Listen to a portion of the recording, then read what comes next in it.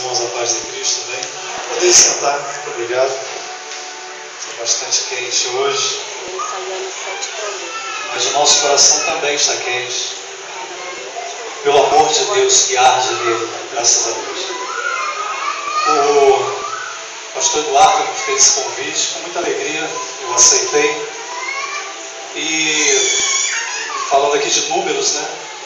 Eu penso que quando um obreiro, se ele considerar apenas importante um lugar de muitas pessoas, de grande multidão, e ele desconsiderar um lugar com menos gente, eu acho que chega a hora dele morrer. Chegou a hora dele morrer. Não serve mais, né? Não serve mais para servir a Deus. Eu queria que você abrisse sua Bíblia, Josué, capítulo de número 24, versículo 15.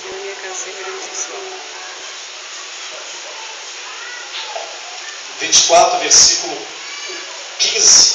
Podemos ler o 14. Vamos ler 14 e 15. É muito conhecido o texto. O tema que os irmãos escolheram é um tema muito atual. É um tema sobre família. Nós trabalhamos nessa área também, a nossa formação, que é a psicanálise clínica, e nós atendemos casais, atendemos família, e nós sabemos das dificuldades as dificuldades que existem na família, casais, enfim. E é um tema muito atual e muito importante para a nossa vida. Josué 24, 14 e 15. Vamos ler? Todos acharam? Amém? Diz assim a palavra: Agora, pois, temei ao Senhor e servi-o com integridade e com fidelidade. Deitai fora os deuses aos quais serviram vossos pais da além do Eufrates e do Egito, e servi ao Senhor. Porém, se vos parece mal servir ao Senhor, escolhei onde a quem servais. Se aos deuses a quem serviam vossos pais, que estavam da além do Eufrates, ou dos deuses dos amorreus, em cuja terra habitais. Eu e a minha casa serviremos ao Senhor. Aleluia. Graças a Deus. O tema que os irmãos escolheram, falando de família unida. Os irmãos devem conhecer muito bem famílias que não servem a Deus, mas que são unidas. Os irmãos devem conhecer famílias que pertencem a um outro reino e que servem a um outro Senhor, mas que todos os domingos os filhos estão à mesa, junto com os pais, e é bênção pai, bênção mãe, é um respeito tremendo. Vocês devem conhecer esse tipo de família. Eu conheço, nós conhecemos.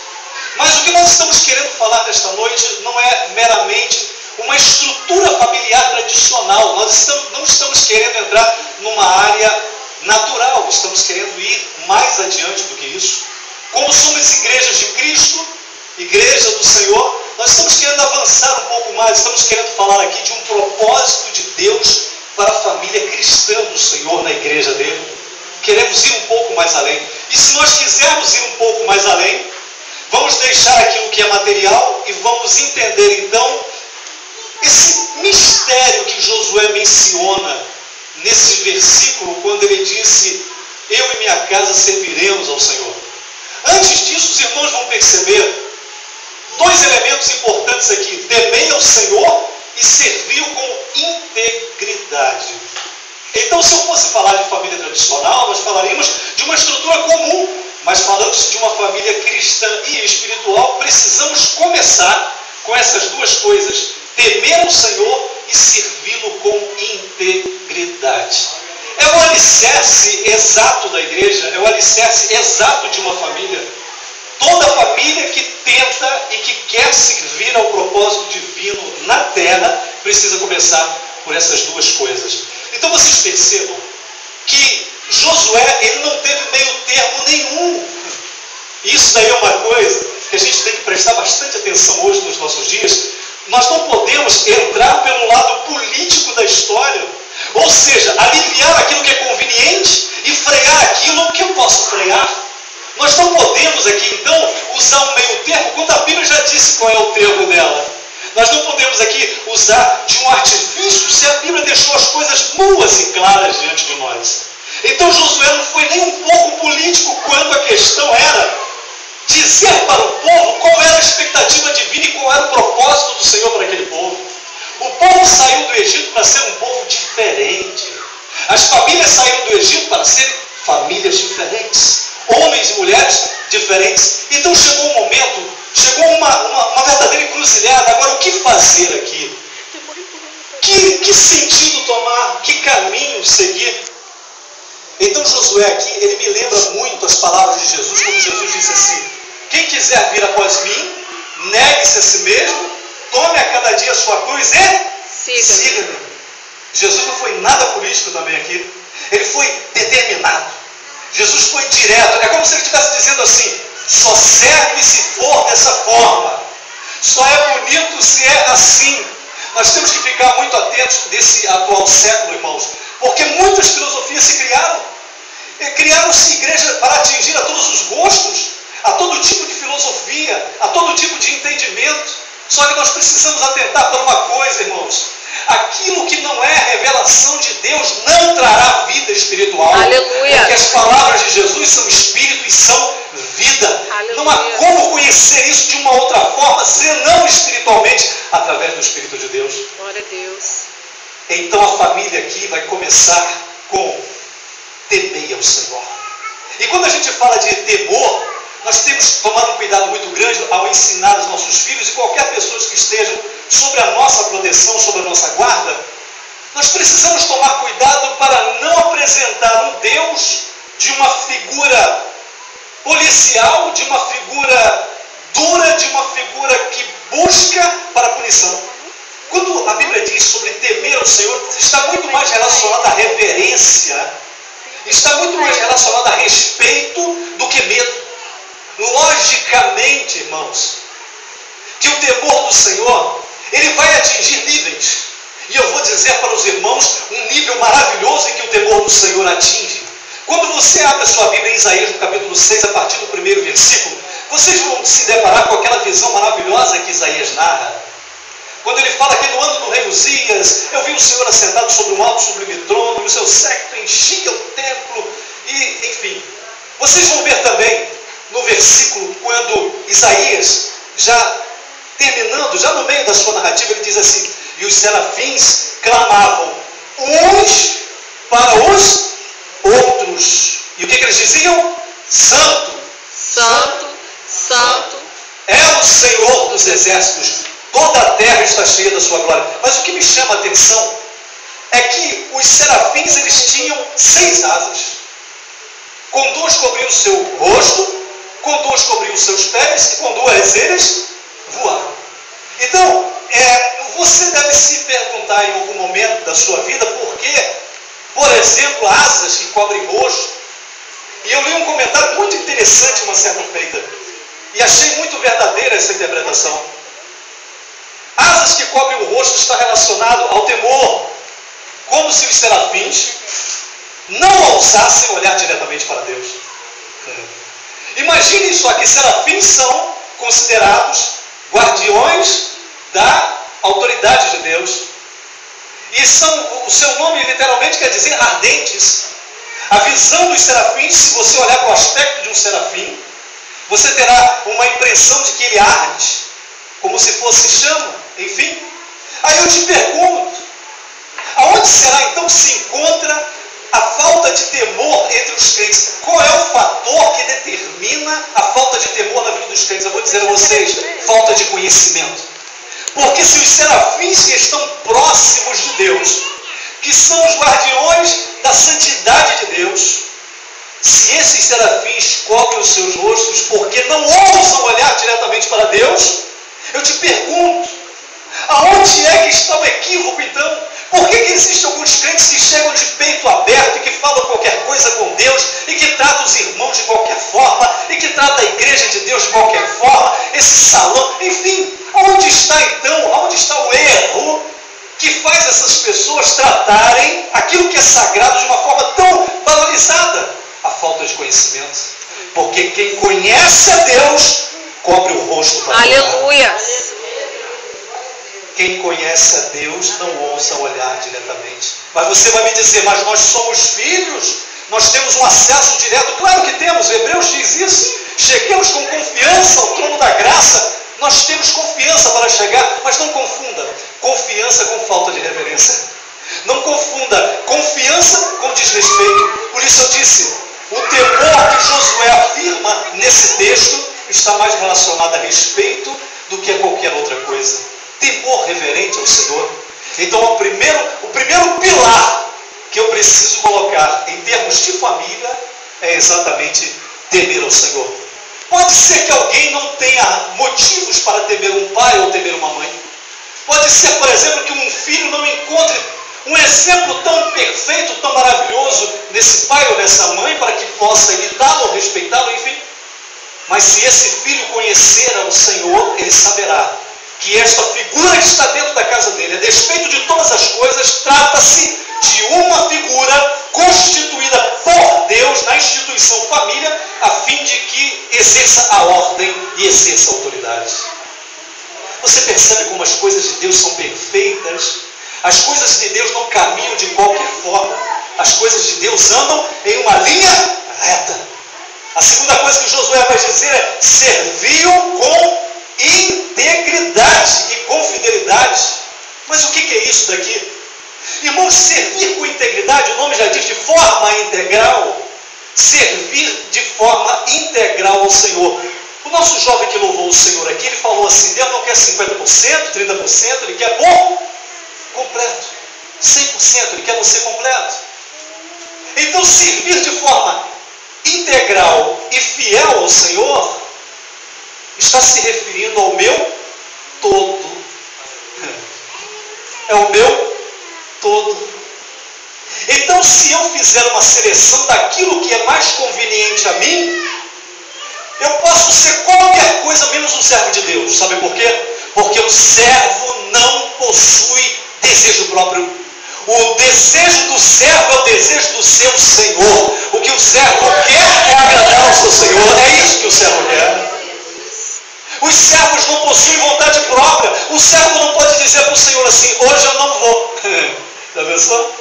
Um servo dizendo isso para o seu Senhor: hoje eu não vou. Vem aqui, depois eu vou. Isso não existe, irmãos. Ainda mais nessa ocasião em que foram escritas essas coisas. Os senhores tinham total domínio sobre os seus servos. Eram propriedades deles. Isso era comprado e vendido. Era como que uma mercadoria. Então era aquela história: eu paguei para você fazer tudo o que eu quero que você faça por mim. Servo. E aí nós encontramos o texto de Jesus que eu já mencionei aqui: quem quiser vir após mim. Jesus, ele coloca uma coisa muito em aberto. A gente tem a impressão, quando lê aquele versículo lá de Apocalipse 3:20, eis que estou à porta e bato, se alguém ouvir a minha voz e abrir a porta, eu entrarei em sua casa, cearei com ele e ele comigo. Quando eu li esse versículo, quando eu era criança, por exemplo, no início da minha adolescência, eu começava a imaginar um Cristo pedindo para entrar, sabe? Um Cristo pedindo para entrar, implorando: deixa eu entrar e tal. Olha aqui, irmãos, deixa eu falar a verdade para vocês aqui. Aleluia. Na época de Natal, as músicas natalinas abusam dos nossos ouvidos, certo? Abusam dos nossos ouvidos, tá? Você entra na padaria, tem música de Natal. Você entra em lojas que vendem 24 vezes, tem o quê? Música de Natal. Né? Você está passando na rua, a rádio de rua, a caixinha de som lá, está tocando o quê? Música de Natal. E tem uma música de Natal que é a mais conhecida de todas. E essa música, ela é tocada 1 milhão de vezes em todos os natais, em todo o mundo. E tem um trecho dessa música que diz assim: olha, pobrezinho nasceu em Belém. Você lembra dessa música, né? Pensei que fosse só eu que ouvisse essa música. Todo mundo conhece a música que diz: pobrezinho nasceu em Belém. Isso aí também era um trecho, né, que quando eu ouvi, eu pensava assim: coitado de Jesus. Eu pensava quando eu era criança, porque é uma letra melancólica, uma letra triste, é uma letra que torna um ser solitário, um ser meio que excluído. Ninguém quis ele, não tinha hospedagem, não tinha nada. Então vai para a manjedoura. Pobrezinho nasceu em Belém, lá na manjedoura. Coitado de Jesus. Faltou só esse complemento, né? Coitado de Jesus. Só que a gente cresce, a gente conhece, a gente começa a estudar sobre Cristo e a gente percebe que de pobrezinho Jesus não tem absolutamente Aleluia. nada, porque Ele é Senhor do céu, Glória a Deus. do ouro e da prata, da minha vida e da sua vida. Aleluia. É verdade, Deus. Ele é Senhor do céu e da terra. A prata e o ouro é dele. As estrelas também são dele. Esse sol que esquenta a gente o dia inteiro no verão, foi Ele que fez. Glorifica a Deus pelo sol. Aleluia. E aí, quando eu li esse versículo de Apocalipse 3:20, eis que estou à porta e bato, eu pensava na minha infância um Cristo querendo entrar, lá do lado de fora. Mas espera aí, irmãos, espera aí. O Senhor está, obrigado. O Senhor está batendo a porta para entrar, para cear comigo e com você. Esse bater na porta aqui é um favor que o mestre está fazendo para você. Aleluia. Ele está dizendo assim: olha, eu estou aqui. Se você quiser, nós podemos fazer uma festa. Se você quiser, nós podemos cear. Se você quiser, nós podemos estar juntos e passar momentos maravilhosos de comunhão e de graça e de glória. E muitos de nós, às vezes, olhamos esse texto como um Cristo que está do lado de fora. Esse Jesus não está mendigando 30% da minha vida. Ele não está mendigando 50% da minha vida. Ele não está mendigando 90% da minha vida. Jesus está querendo a minha vida inteira. Aleluia. Porque Ele quer se dar por completo para mim também e para você. Sabe por que Ele te pede por completo? Porque Ele quer se doar por completo. Verdade, Jesus. Então serviu com integridade e com fidelidade. Mas agora vai vir uma outra coisa aqui, muito séria também e muito difícil. Tem gente que pensa que isso daqui é fácil, isso que o Josué mandou fazer também aqui. Olha o que ele diz: deitai fora os deuses aos quais serviram vossos pais da além do Eufrates e no Egito, e serviam o Senhor. Irmãos, olha bem, eu não sei se você já lidou com tradição, mas tradição é uma coisa tremenda. Por tradição muita gente já matou. Por tradição muita gente já foi para o inferno. Por tradição muita gente vive um verdadeiro inferno em suas vidas. Porque tradição é uma coisa tremenda, uma coisa terrível. Agora imagine só.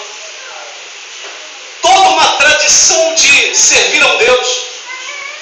É aquela velha história.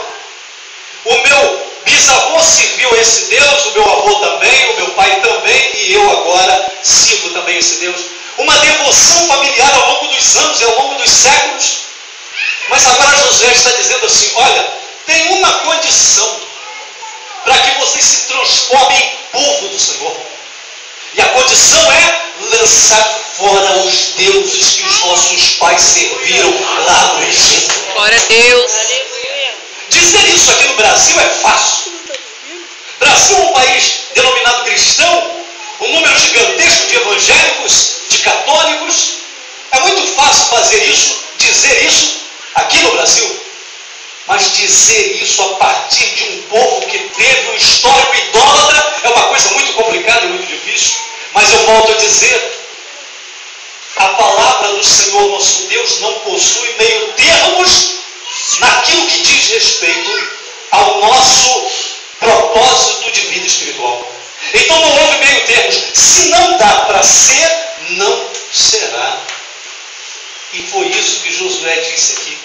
Então lancem fora, deitem fora os deuses que os vossos pais serviram lá no Egito. Irmãos, não é uma coisa muito simples como se parece. Aqui eu tenho certeza que para fazer isso, muitos maridos tiveram que deixar esposas e vice-versa naquela ocasião. Um inferno em famílias, porque alguns se converteram, mas outros não. Alguns concordaram, mas outros não concordaram. Então o que nós vamos fazer? Não, se você não quer servir esse Deus, você não sirva, mas eu vou servir a esse Deus aqui do Egito. Eu vou servir a essa estátua, porque eu faço isso há tantos e tantos anos. Irmãos, inúmeras vezes nós, servos do Senhor, tivemos que entrar em algum conflito familiar, exatamente por não negar a nossa fé, exatamente por nos mantermos fiéis diante do Senhor nosso Deus. E eu quero dizer que se você já se encontrou nessa condição, você é bem-aventurado por duas coisas. Primeiro, porque honrou o nome do Senhor. E segundo, porque Deus vai honrar o seu nome. Aleluia! Antes da sua vida, Ele vai fazer isso também. Eu digo isso com respaldo bíblico. Deus disse para Samuel: os que me honram, honrarei, mas os que me desprezam, serão desprezados. Então, além da semeadura, Deus leva muito a sério isso. E eu queria que você levasse a sério também. A lei da semeadura é uma lei importantíssima. Então, aqueles que foram fiéis ao Senhor, certamente o Senhor será fiel a essas pessoas também. Ou você não se lembra de Sadraque, Mesaque e Abednego? Ainda mais num calor desse, é fácil lembrar, né? Meu Deus do céu, fácil lembrar. Sadraque, Mesaque e Abednego, que por uma decisão de um rei, todo mundo vai ter que adorar a imagem que eu levantei. Mas 3 moços disseram não. Vocês conhecem essa história? O fato interessante é que quando eles dizem não para o rei, eles não estão colocando aqui diante de Deus. Guarde bem isso, querido, na sua vida. Esses 3 jovens não estão aqui se colocando em oposição ao mandato do rei, com a condição de que Deus livre eles. Eles não estão fazendo isso. E está na Bíblia, está no texto sagrado. Se você ler o texto sagrado, você vai encontrar isso assim: Deus, rei, nós não nos curvaremos diante da imagem que tu levantaste. E depois ele diz: o nosso Deus, Ele pode nos livrar da tua mão. Aí olha o cumprimento agora. E se não livrar, fique sabendo, ó rei, nós não nos curvaremos. Aleluia! Então não foi aquela história de: Senhor, olha só, eu vou ser fiel, mas depois o senhor quebra o meu galho aí da situação. Né? O senhor me alivia e eu, né? Eu vou dizer não, mas na hora ali o senhor não teve isso. Esses moços aqui, eles não estavam trabalhando a troco de uma recompensa. Não estavam trabalhando a troco de um sinal.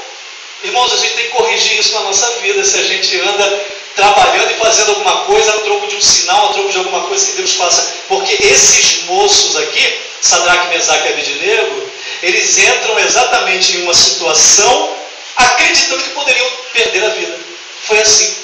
Eles não estavam assim só crendo: ai Senhor, o Senhor vai livrar a gente. Ai meu Deus. Não teve isso, né? De botar o pé assim na fornalha do tipo: deixa eu ver se está quente, né? Não teve nada disso. Eles disseram para o rei: ele pode, mas se ele não livrar, mesmo assim, a gente não se curva diante do Senhor. Aleluia. Mesmo assim. Irmãos, olha, esses moços, só para os irmãos terem certeza, esses moços não possuíam superpoderes. Esses moços não eram feitos de aço. O super-homem entra na fornalha tranquilo, certo? O Superman entra, né, com facilidade, leva tiro e não morre, né? O Superman é o Superman. Nós estamos falando aqui de Sadraque, Mesaque e Abednego, rapazes de carne e osso como nós que estamos aqui, e eles de repente terem essa coragem. Mas sabe o que é isso? É decisão. É decisão. É a decisão que Josué estava querendo aqui para com esse povo. Lancem fora os deuses, joga tudo fora. E no século 21, nós talvez não tenhamos um Deus de estátua, mas tenhamos talvez um Deus de sentimento, um Deus de apego, um Deus de coisa que eu não posso viver de jeito nenhum sem aquilo. Deuses que possuem outras formas, deuses que possuem outras matérias e deuses que possuem outros significados. Tudo aquilo que ocupa o lugar que pertence ao Senhor precisa sair do nosso coração. Aleluia. Sabe que às vezes a gente reclama de que não estamos plenos, não estamos tão cheios da graça, não estamos tão cheios da glória. Parece que as promessas bíblicas não se cumprem fielmente na nossa vida. A gente às vezes tem essa impressão. E a gente pensa muito assim, do tipo, por que será que Deus não está fazendo assim? Eu tenho certeza que dessa forma, se Deus fizesse, as coisas dariam certo. E Interessante que eu e você sempre temos certezas em relação a Deus, né? Senhor, eu tenho certeza se o Senhor operar dessa forma. A gente tem umas certezas assim. Senhor, eu tenho certeza se as coisas vierem, né? Hoje, amanhã ou depois, vai ser uma bênção. A gente tem umas certezas que não tem nada a ver com as certezas de Deus. Os nossos pensamentos, eles estão lá embaixo. Os pensamentos de Deus são mais altos do que os nossos pensamentos. Os caminhos de Deus muito mais altos do que os nossos caminhos. Muito. E nós, às vezes, pensamos todas essas coisas, mas nós esquecemos de pensar uma coisa. Uma coisa. E essa uma coisa que a gente esquece de pensar, sabe o que é? Será que eu não estou completo de Deus? Ou será que tem coisa demais aqui que está colocando para fora todo esse lugar de Deus, de Deus? A gente demora a fazer essa pergunta. A ficha parece que demora a cair. A gente tem que tomar cuidado com isso. Porque os caminhos do Senhor são perfeitos, os nossos não. Então, seguindo aqui o versículo de número 15, que é o mais conhecido de todos. Porém, se vos parece mal servir ao Senhor, escolhei hoje a quem se faz. Você se lembra de novo das palavras de Jesus? Quem quiser vir após mim, negue-se a si mesmo. Está aqui. É o mesmo Espírito. O Espírito de Jesus Cristo, o mesmo Espírito que estava sobre Josué. Se vos parece mal, ele está dizendo aqui o seguinte: se vocês acham que é tão ruim assim servir ao Senhor, então façam uma coisa: escolham a quem vocês querem servir. Eu vou só dizer uma outra coisa muito importante, irmãos. Quem não está do lado de Cristo, ele está do lado do mal. Está do lado do diabo. Porque Deus não possui um ponto neutro.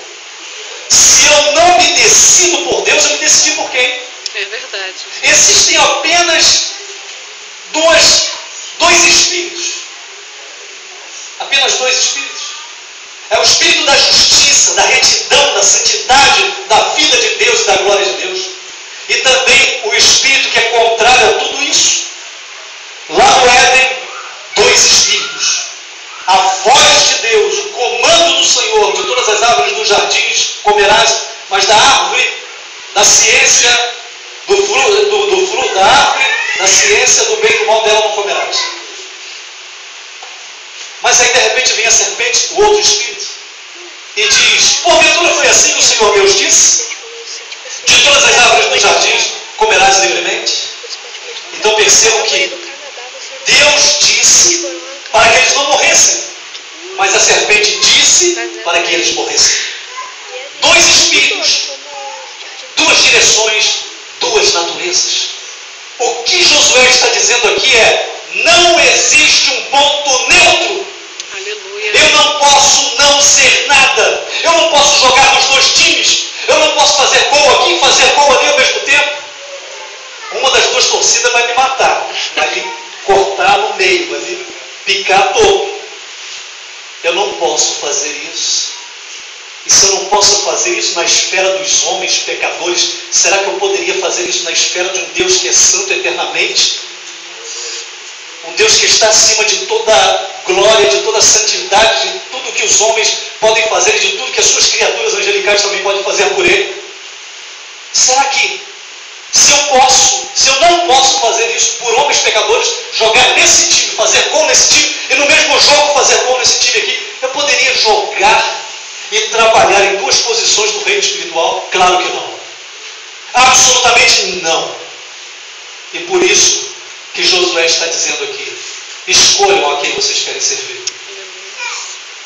Se é os deuses do Egito, servir a Ele. Se é o Senhor, sirvam ao Senhor. Porque eu e a minha casa Aleluia. serviremos ao Senhor. Fica brigando, pode. Isso daqui também é posicionamento. Posicionamento. Josué não estava querendo saber se 50% daquele povo ia levantar a mão. Não, tudo bem, a gente está contigo, Josué. Nós estamos juntos. Não teve isso. Josué estava mesmo assim como que jogando para perder, porque ele está convicto dele. Ele está convicto. E outra coisa muito importante, Josué aqui está respondendo pela casa dele. Como é que pode isso? Ele está respondendo pela casa dele. E eu vou dar para vocês alguns aspectos importantes aqui sobre a união familiar. Josué está respondendo pela sua casa. Eu e os que estão em casa, nós vamos servir ao Senhor. Parece que é estranho isso. Eu queria passar para vocês algumas características aqui muito importantes que eu anotei sobre a união familiar. E a primeira delas, que não poderia ser outra, é a autoridade. E agora deixa eu te perguntar uma coisa. O que você entende sobre autoridade? O que você percebe quando se ouve falar de autoridade? Autoridade, não vamos confundir autoridade com ser arbitrário. E não vamos confundir autoridade com ser tirano. Do tipo, eu sou o pai da casa, eu sou o senhor da casa, e quando eu entrar, por favor, todo mundo fique de pé. Você já pensou isso, né? Por favor, alguém vai tirar os meus sapatos, outro uma água, por favor. E a partir de agora eu sou a autoridade do lar. Isso é tirania. E o fim dos tiranos é uma morte trágica. Nunca vi um tirano morrer em paz, nunca vi isso. Porque aqueles que fazem mal, aqueles que lançam mão da espada, a espada morrerão, disse o Senhor, nosso Senhor Jesus Cristo. Então eu quero te dizer que a autoridade é uma coisa adquirida por Deus. A autoridade é uma coisa conquistada em oração e não é conquistada no grito. Olha só, eu quero que vocês observem isso no mundo secular. Esqueçam o mundo evangélico, esqueçam a igreja. Eu quero que vocês reparem uma coisa. Quanto mais uma pessoa manda, menos ela fala e mais baixo ela fala. Em alguns casos, apenas um gesto. Quanto mais alto é o camarada, quanto maior é a patente dele, menos ele vai gritar. Ele vai fazer só um gesto, ó, tira. Vem um batalhão e leva amarrado e acorrentado, leva embora. Tira. Todo mundo. Entendeu? Se precisa de alguma coisa, ele não chama ninguém. Ele olha, quando olha, lá está o mordomo, lá está o garçom, lá está o assessor, lá está o chefe de gabinete, eles estão lá. Basta um olhar. Quanto mais alto e quanto mais nobre, menos força se faz para se conquistar as coisas e para se ter as coisas. Eu quero trazer esse princípio para a vida espiritual. E dizer que a autoridade não é uma coisa conquistada no grito, na ameaça e na força. A autoridade é uma coisa conquistada aos pés do Senhor em oração. Aleluia! Autoridade sobre os filhos, autoridade no trabalho, autoridade na igreja, autoridade em qualquer outro lugar. Agora eu vou dizer também para vocês uma coisa que vai ter que andar junto com essa. Deus não dá autoridade quem não se submete à autoridade. É, Jesus. Existem algumas pessoas aqui, eu duvido se tem isso aqui, pastor, não tem. Algumas pessoas que, por exemplo, porque Deus fala com elas, talvez elas se sintam no direito de comandar, porque Deus fala com elas. Vamos colocar as coisas nos seus devidos lugares. Não há dúvida nenhuma de que Deus usa os seus santos profetas. Não há dúvida nenhuma de que Deus tem uma manifestação espiritual na vida de cada crente. Não há dúvida nenhuma. Só que as coisas precisam estar nos seus devidos lugares. Profeta é para profetizar e líder é para governar. Mas se ele não ouvir ou se ela não ouvir, isso é problema dele e é problema dela. O profeta tem que cumprir o papel dele. O tríplice propósito da profecia, edificar, exortar e consolar, apenas dirigir, não. Uma igreja não pode ser dirigida por profecia. Se isso um dia ocorrer, acabou a igreja. Porque o profeta vai profetizar, mas se o outro profeta não gostar, Ele vai dizer: meu servo, aquilo que tu ouviste de ontem, esquece, porque agora o que eu tenho para ti é isso. E acabou. Aí vira um inferno, vai virar um carnaval nessa igreja. Então as coisas, elas precisam estar dentro dos seus devidos lugares. A autoridade, então, é uma coisa conquistada em Deus, de joelhos. E Deus não dá autoridade a quem não se submete. Pessoas que são donas de seus próprios narizes, pessoas que seguem apenas as suas diretrizes e nada mais. Deus não dará autoridade a essas pessoas. Você se lembra do texto de Pedro? Sujeitai-vos, pois, a Deus, resisti ao diabo e ele fugirá de vós. Sabe quando é que você tem autoridade para enfrentar o diabo cara a cara, resistir ao diabo? Quando você se submete diante da potente. Aleluia! Glória a Deus! Sujeitai-vos a Deus, sejam sujeitos, estejam à disposição de Deus, sirvam como a Deus. Resistir ao diabo, ele vai fugir de vocês. Aleluia! Tem muita gente aí correndo do diabo porque não se sujeita a Deus. Aqueles que estão sujeitos a Deus, aqueles que estão debaixo da autoridade de Deus, essas pessoas são poderosíssimas. Tenha cuidado com as pessoas que são sujeitas a Deus, porque elas estão investidas da autoridade do Senhor. Aleluia! Quanto mais servo, mais autoridade se tem. Quanto mais submisso, mais autoridade se tem. Quanto mais humilde, mais autoridade se tem. Existem algumas pessoas que fazem uma troca diabólica, né? Não, eu não posso ficar com o humildezinho porque vão tirar vantagem em cima de mim. Eu não posso ficar assim meio que humildezinho porque vão achar que eu sou bobo. Peraí, queridos. O apóstolo Paulo, em Filipenses capítulo 2, versículo 5 em diante, ele vai dizer assim: de sorte que haja em vós o mesmo sentimento que houve também em Cristo Jesus, que sendo em forma de Deus não teve por usurpação ser igual a Deus, mas aniquilou-se a si mesmo, tomando forma de servo, e fazendo-se semelhante aos homens, e estando na forma de servo, humilhou-se a si mesmo, sendo obediente até a morte, e morte de cruz, pelo que Deus o exaltou soberanamente, e lhe deu um nome que está acima de todo nome, para que o nome de Jesus se torne todo sério, dos que estão nos céus, na terra e debaixo da terra. E toda língua confesse que Jesus Cristo é o Senhor, para a glória de Deus. Glória a Deus. Você percebe como começa o texto? De sorte que haja em vós o mesmo sentimento que houve em Cristo Jesus. Não teve por usurpação. Ele não teve aquele afã de ser como Deus. Ele não teve aquela história de dizer: olha, eu não abro mão da minha posição. Não teve isso. Não teve isso. O resultado de toda essa servidão de Jesus Cristo, o resultado de toda essa obediência, o resultado de toda essa submissão, foi ter um nome que está acima de todo nome, que é o nome de Jesus. Você quer ser poderoso na obra de Deus, no reino do Senhor? Eu desconheço outro caminho que seja o da sujeição a Deus. Desconheço completamente. A gente às vezes quer ter poder de curar, expulsar um demônio aqui, um demônio ali, né? A gente quer realizar um milagre, a gente quer sinais, prodígios, coisas que caem do céu, coisas que brotam da terra. A gente quer esse tipo de coisa. Eu, pelo menos, quis durante tantos e tantos tempos. Quero até hoje realizar sinais em nome do Senhor. A gente só tem que lembrar disso. Isso só acontece na vida de quem é submisso. Então, quando você traz a realidade da autoridade para dentro do lar, você está traçando o primeiro princípio de governo da parte do Senhor, que é autoridade.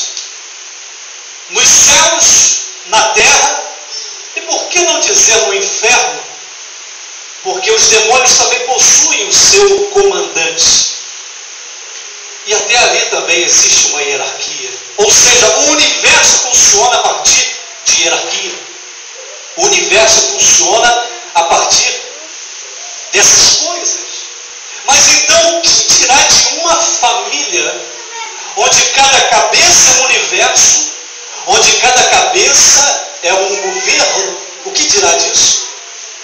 Os filhos que temos, os filhos que existem, eles são o segmento daquilo que eu e você ensinamos.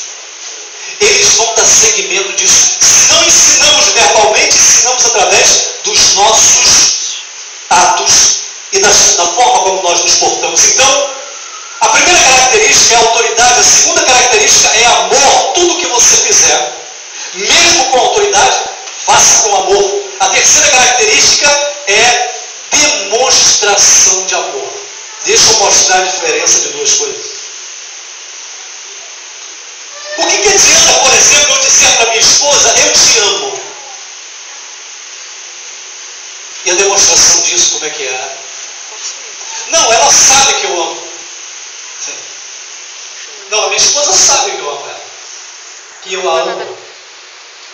Ela sabe disso. Mas isso vale? Além de ter amor, eu preciso demonstrar amor. Assim como servir a Deus. Eu sou, Senhor, eu te amo demais, eu te amo muito. Ok, mas qual é exatamente o fator que torna isso verdade? São os meus atos, a minha demonstração. E uma última coisa dessas características é que eu respeito, eu preciso respeitar. Eu preciso saber o que eu sou para eles e o que eles são para mim. Eu preciso saber a posição de tudo isso. De todos eles, os membros da família, etc, etc. E eu já vou começar a finalizar agora, eu vou passar então rápido aqui. Ameaças da união familiar, eu escrevi aqui tecnologia, como a tecnologia separou a família. Olha, irmãos, tecnologia é uma coisa maravilhosa. Nós temos usado e nos servido maravilhosamente bem da tecnologia. Mas que faca de dois gumes. Porque outro dia no carro, enquanto uma família estava sendo conduzida para um determinado lugar, e ali, cada um com o seu celular, cada um na sua rede social. Outro dia eu levando dois amigos, em direção à Ilha do Governador. Eu saí do trabalho, do IMED, fui para a Ilha do Governador, onde também trabalho. E no caminho nós fomos em silêncio. Eu estava dirigindo, percebi que eles estavam quietos, eu deixei eles quietos. Até que eu dei uma olhada para o lado, eu vi o indivíduo com o celular dele na rede social lá, né, vendo as postagens. Dei uma olhada rápida para trás, o outro também estava. Eu pensei, meu Deus, somos 3 seres humanos que falam, graças a Deus, mas estamos quietos aqui dentro do carro, porque cada um está com o seu aparelho na mão e pronto. E quantas vezes você já deve ter visto isso em locais, seja na sua casa, seja na casa do parente, seja na rua, no ônibus, seja onde for. As pessoas estão isoladas. Isso foi maravilhoso, porque a tecnologia foi maravilhosa quando aproximou as pessoas, quando aproximou a gente de gente que estava tão distante, mas ela foi tão danosa, quando ao mesmo tempo que aproximou, distanciou também. E quando os filhos estão em casa e cada um tem o seu quarto, cada um tem o seu computador, e cada um deles estão em seus computadores. O pai está na cozinha, a mãe está na sala assistindo alguma coisa qualquer. Eu não vou dizer novela porque as mulheres não assistem isso, mas assistindo uma coisa qualquer, um programa de instrução, um programa, sei lá, Discovery, né? History, né? Ou até, sei lá, um telecurso, né? Alguma coisa assim. Enfim, cada um está no seu aparelho eletrônico, cada um seguindo o seu interesse. Eu não estou dizendo aqui que isso daí foi um equívoco, ou que isso não tinha que existir. Eu não estou dizendo isso. Eu estou dizendo que as coisas precisam ter os seus lugares devidos. E sabe quem vai colocar essas coisas nos devidos lugares? Aquele a quem Deus colocou como cabeça do lar, que é o homem. Algumas mulheres durante muito tempo se sentiram meio que indignadas ao ouvir que o homem é o cabeça do lar, cabeça da família. Irmãos, espera aí. O cabeça não é um camarada que diz assim: olha, nós vamos pintar essa casa de roxo hoje aqui por dentro. Essa casa a cor agora vai ser roxa. Mas por que, marido? Porque eu quero.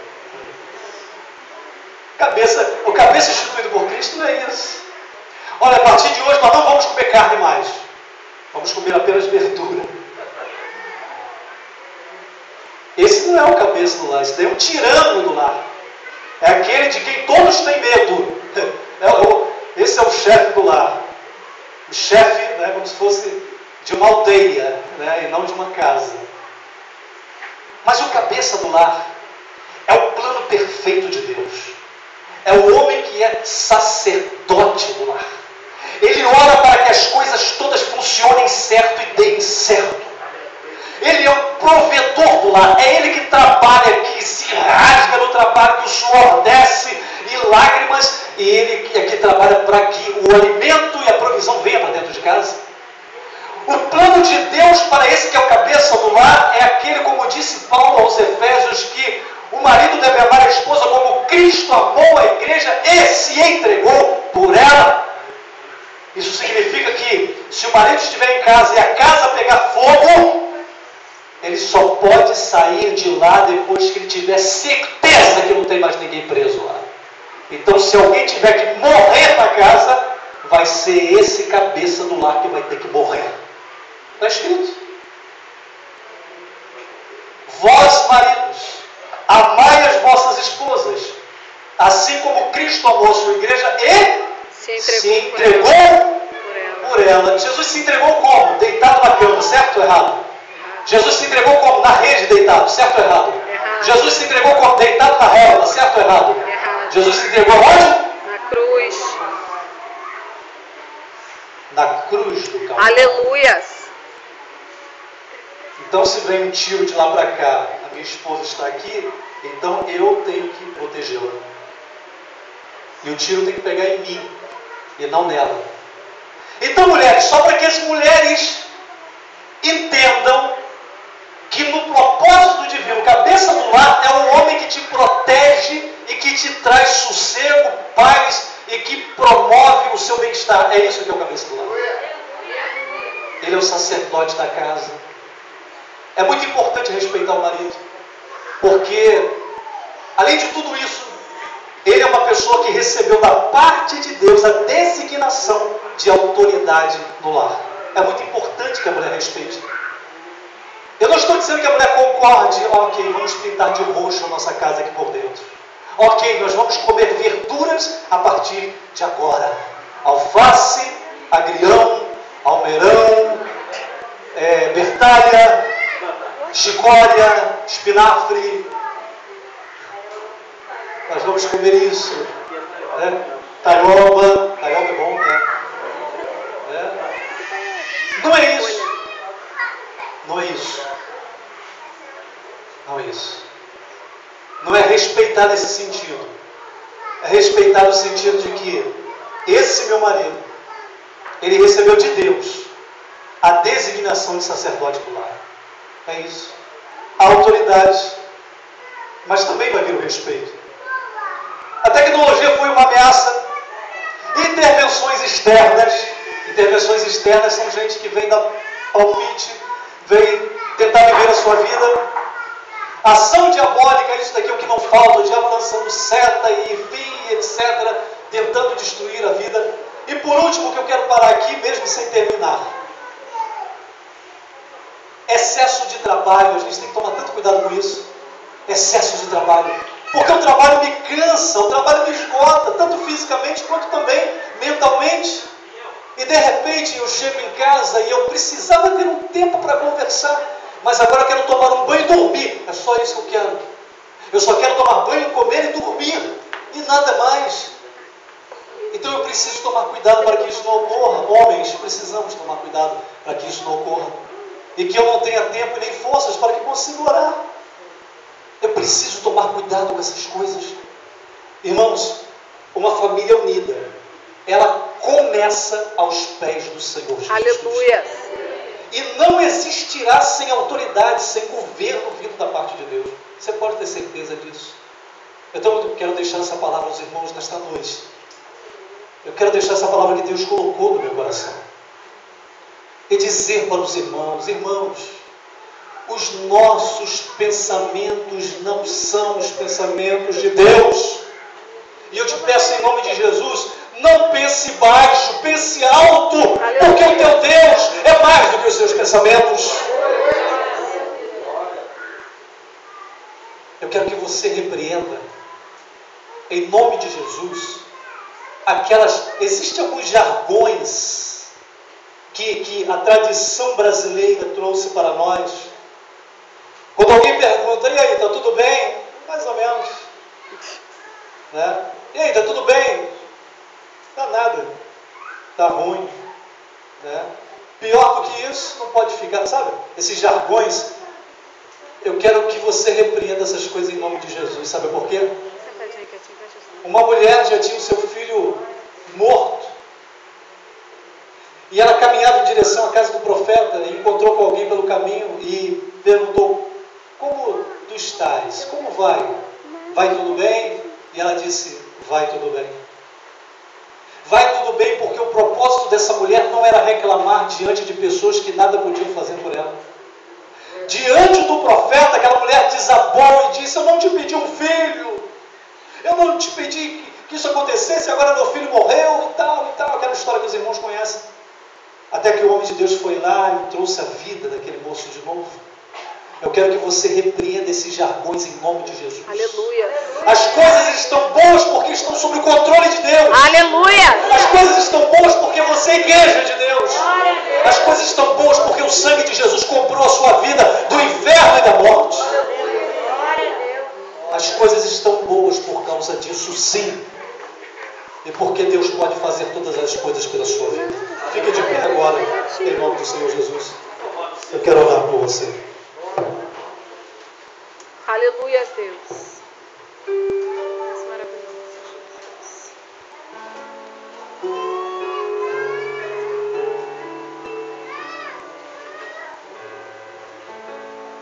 Olha, família é uma coisa muito atacada pelo mal. E não tem nada de novo nisso, porque a igreja é feita de quê? Família, né?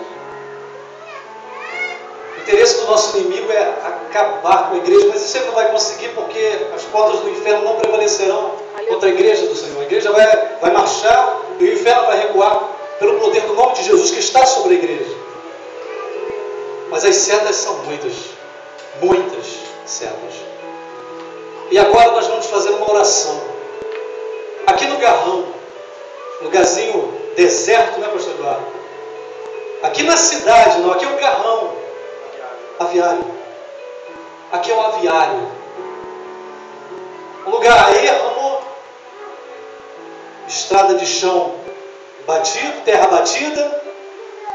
Mas nós vamos fazer uma oração aqui nessa noite. Para que Deus, aquele que fez a maior estrela que existe no universo, assim como fez a mais singela flor, é a esse Deus Todo-Poderoso que nós vamos clamar nessa noite. Aleluia. Para que Ele, pelo poder da sua palavra, Deus não vai nem precisar de se mexer no trono hoje. Basta uma palavra. Deus não precisa de descer do céu e vir aqui. Ele não vai fazer isso. Uma palavra. E Ele vai quebrar todos os grilhões de Satanás. Aleluia! Eu creio. Todas as setas do inferno que estão em direção da família dos servos do Senhor. Hoje isso vai acontecer. Hoje. Nós vamos clamar ao Deus de Josué, que é o Deus dessa igreja. E Deus vai dizer uma palavra. E todas essas setas, todos esses demônios podem estar quantos anos forem dentro desta casa. Esses demônios podem existir aí quantas décadas estejam existindo. Hoje, pela palavra do Todo-Poderoso, eles vão ter que sair em nome de Jesus. Vamos orar agora. Pai Todo-Poderoso, Criador dos céus e da terra,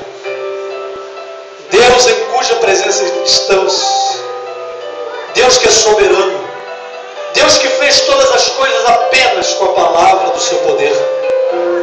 Deus que domina sobre os céus, a terra e em qualquer outro lugar. Deus, é no nome do teu Filho Jesus, porque no nosso nome não teríamos coragem de nos dirigir a ti. Aleluias. No nome que o Senhor disse que estaria acima de todo nome. É no nome de Jesus que nós te pedimos uma coisa muito especial nessa noite. O Senhor está vendo esta igreja nessa noite. O Senhor está vendo esses membros nesta noite. Aqui existem famílias que estão representadas. Famílias que... Existem pessoas que estão espalhadas pelo Brasil e pelo mundo. Eu não sei quantos são. Eu não sei quantos são os da minha família. Mas Deus, em nome de Jesus agora, eu te peço apenas uma palavra, Pai. Apenas uma palavra. Aleluia, Jesus. Destrua, Deus. Destrua os grilhões de Satanás. Aleluia. Destrua as setas que Satanás já lançou sobre a nossa família. Sim, meu Deus. Destrua agora todo o poder das trevas. Sim, Jesus. Cada demônio em cada lugar que esteja na Aleluia. Sim, Jesus. sejam agora desbaratados. Sejam agora feridos pela glória do Senhor Jesus Cristo. E que eles agora sejam aniquilados. Que o seu poder se transforme em cinza diante da sua glória, Deus. Senhor, apenas uma palavra tua, Senhor. Apenas uma palavra tua, Senhor. Tu não precisa descer do trono. Tu não precisa de se mover, Senhor. Aleluia. E essa igreja agora acredita, meu Deus. Essa igreja acredita na tua ordem agora. Portanto, Deus, agora nós vamos dizer em nome de Jesus. Nós vamos dizer a toda a força das trevas agora. Saia em nome de Jesus. Seja destruída em nome de Jesus. Sejam desbaratados em nome de Jesus.